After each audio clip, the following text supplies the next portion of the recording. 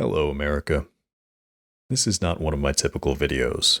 Normally, I try to look at an issue and see all sides impartially, liberal and conservative perspectives, then logic through what I can from my conservative viewpoint.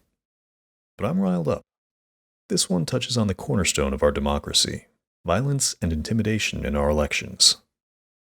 We've seen examples of both liberals and conservatives using violence and intimidation over the past few months, but one side is handling it differently than the other. One side is very, very wrong.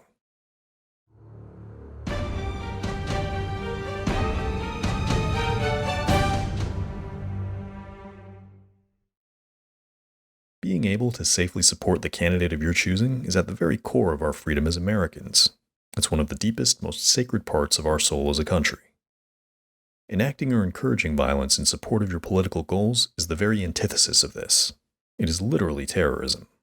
If you think violence is justified because you really, really disagree with someone, you do not love America and her principles. You love your party. You love your agenda. You love being right. So who's committing the political violence and intimidation? Everyone, sadly. One side may be doing it more than the other, that's up for debate, but if you think your side's not doing it in a way that should worry you, you're wrong. Take a hike! Go! Yeah, go! Go! Go! No!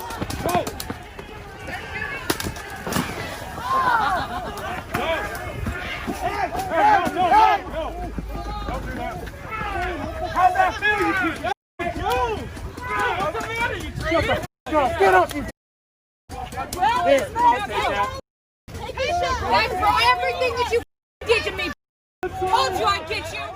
We got your plates. We got you. We know who you are now. You're gonna vote for Trump whether you like it or not.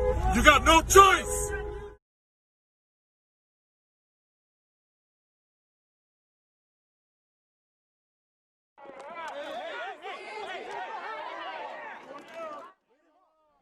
That was the scene last Saturday as supporters of President Donald Trump tried to get inside the Capitol to attend a rally.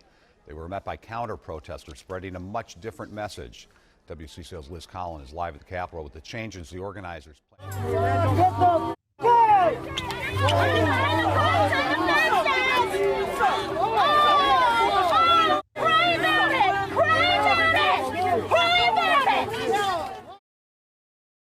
Now, I've heard people on each side say, it's self-defense. They started it when that guy in a MAGA hat assaulted that other guy, or they started it by looting and burning down cities. This is just self-defense.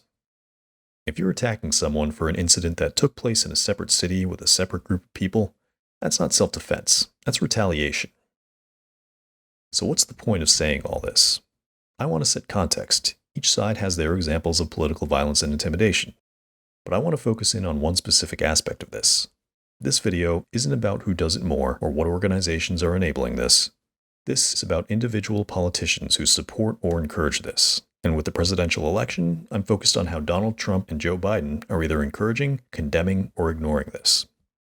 Both of them should be calling out and condemning any politically motivated intimidation or violence.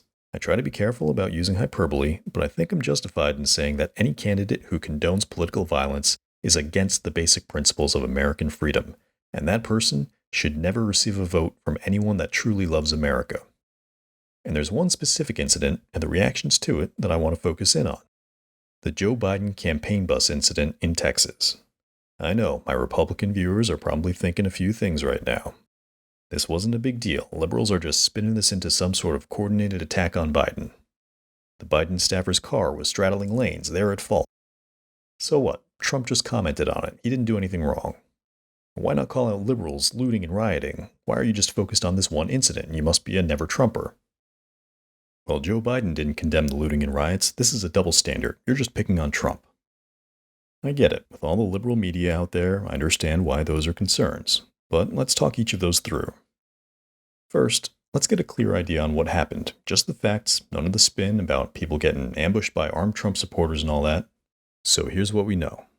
On Saturday, October 31st, a Joe Biden campaign bus and several staffers were traveling down I-35 in a convoy from Laredo to San Antonio and Austin. At least 12, maybe more, but at least 12 trucks that I can see, with large, prominent Trump flags weighted on the side of Highway I-35. When Joe Biden's bus passed them, they followed the bus and started physically surrounding it to the front, side, and back. There were no other vehicles visible out to the front, and a Biden staffer claims they slowed down in front of the bus. At some point, there was a collision between one of the Trump-supporting vehicles and one of the Biden support vehicles. The Trump vehicle was in the rightmost lane, and the Biden vehicle was between the middle and right lane at the time of collision. Before we move on, let's clear up some of the liberal spin I do keep on hearing. 1. They were armed. Probably, but I don't think that's too relevant. It's Texas. Everybody is armed. In Afghanistan, our soldiers aren't allowed to automatically assume someone with an AK-47 is a threat because everybody is armed over there.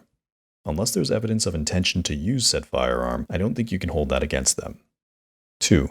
They waited to ambush them.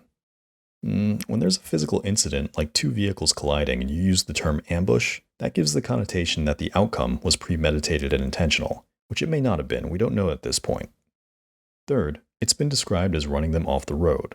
I didn't see any video that suggested that, just a side collision in the middle of the road. Maybe that happened outside the video, but I'm not going to assume that for now. If somebody has a better source on that, leave it in a comment down below. Okay, so we've got some basic facts, at least as best we can tell right now. Why is this bad? How is this intimidation? Well, I can't think of any other reasonable explanation. For example, Trump said they were escorting and protecting them. No, they were getting way too close to the vehicle to be protecting them. Look at the one that was involved in the collision and how close it was to the Biden bus.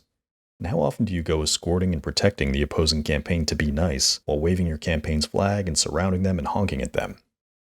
Or it was just a peaceful demonstration that got out of hand.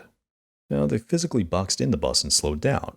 Imagine you're a Trump campaign bus. You're driving down the road. A coordinated group of large vehicles, all waving BLM or even just Joe Biden flags, surrounds your vehicle to the sides, back, and front, starts honking, forces you to slow down, and bypasses the vehicles you designated to act as a safety buffer.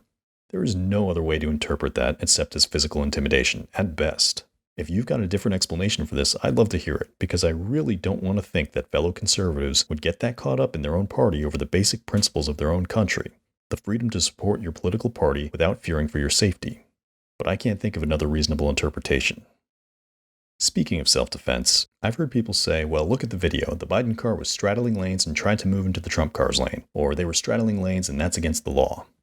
First, if there's a group of hostile people surrounding you and forcing you to slow down for unknown reasons, that is a self-defense situation.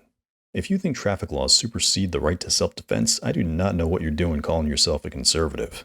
If this were my daughter driving down the highway and she got surrounded by bikers that were honking and forcing her to slow down, I don't care what the traffic laws are. As long as she's not recklessly endangering bystanders, her right to protect herself from threatening behavior supersedes that. Second, it looks like the Biden car was almost entirely in front of the Trump car when it started moving into the right lane, and the Trump car visibly sped up to block him off and then pushed him back out into the left lane. I don't think that Biden car, about 2/3 the size of that truck, intentionally rammed that Trump vehicle. And maybe there was a better maneuver that the Biden car could have made, but the collision is still just one detailed aspect of an overall bad situation that the Trump supporters instigated. So we've established that those guys were in the wrong in physically intimidating a political opponent. But what did Trump do that was wrong? Well, the only thing we know about these people at this point is that they physically instigated and intimidated a presidential candidate on the highway. And based on that, Trump not only didn't denounce them, but he called them patriots and denounced the investigation into them. Patriots aren't willing to throw away nonviolent elections for their party. Patriots don't wait for and chase down political opponents on the highway. Patriots want to see the principles of democracy and peaceful elections put into practice no matter what party they're from. I may disagree with what you say, but I will defend your right to say it. Why are you picking on this incident? Why don't you pick apart the looting and the riots? Those are way bigger and more important. Well, heck yeah, I fully plan on breaking those down. But I'm not focused on them here because this video isn't about how much property was damaged. This video is about how the two main presidential candidates react when the core principles of democracy are violated by the people that support them. And this incident gives us a really clear look at the differences between them. Which brings us to, what about Biden? He hasn't denounced the looting and rioting in Democrat-run cities, so he's also automatically disqualified for me, right? When it comes to rioting and looting, that's just a lie from the media. It's just like the liberal media claiming Trump never denounced white supremacy. He has, plenty of times, but the opposing side's media just isn't going to show it so they can keep on bashing their opponent. Right from the very start, Biden has denounced the rioting and looting repeatedly.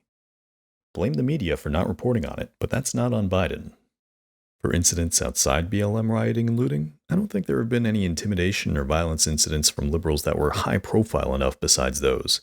I know there have been incidents, but I don't know if they were prominent enough to merit the attention of a presidential candidate. So let's wrap this up. This is a values judgment, but it's one that I hold very dearly. This goes beyond Trump's regular irreverence for decorum. Endorsing violence and physical intimidation are never acceptable in a democracy. I don't care how many conservative agenda items you can push through or how many conservative judges you can get on a court. That is a sacred principle of our country that is never worth sacrificing. Donald Trump crossed that line. I'm not telling you to go vote for Joe Biden. I can't tell you I agree with his policies, or that I think he's competent or of good character, but I can tell you he's been willing to call out his own bad actors, or Donald Trump has encouraged them, counter to the most fundamental principles of our country. And even if you think Trump is still the right choice in the end, it's at least worth thinking about.